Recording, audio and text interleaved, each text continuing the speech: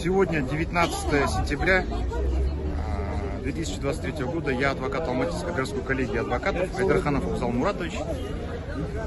Согласно повестке явился в суд для участия в процессе по делу о захвате аэропорта. Я представляю интересы осужденного Нурпиисова Халаса Жаиковича. Мною была подана апелляционная жалоба, то есть я являюсь апеллятором.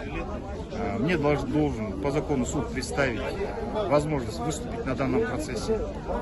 Назначенный день и час я явился, а вернее за полчаса в 14:30 я уже прибыл к зданию Алматинского городского суда. Однако, несмотря что у них обед до 2:30, время уже 15 часов 10 минут, здание Алматинского городского суда по сию минуту закрыто, двери не открываются.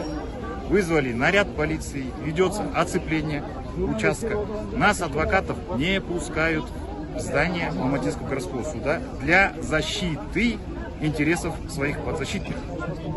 Тем самым сотрудники полиции на законные требования адвокатов предъявить удостоверение личности, представиться, кем они являются, данный закон требования игнорируются. Вот стеной стали у входа, чтобы мы не стучали в двери. Двери закрыты.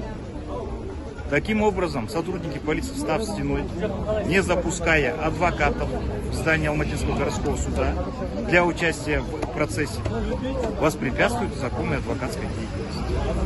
Вот, пожалуйста, уважаемый президент Республики Казахстан Касым-Жомарт Кемелевич, вот это правосудие в нашей стране. Какие реформы вы осуществляете? Если это результат ваших реформ, то пусть будет старый Казахстан, нежели новый Казахстан. При нем хоть двери судов были открыты.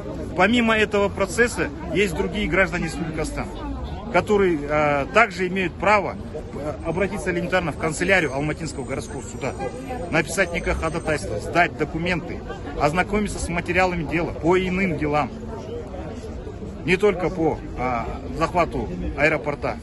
Поэтому, уважаемый Касым-Жомарт Кемелевич, довожу до вашего сведения, а также прошу принять меры. У меня все.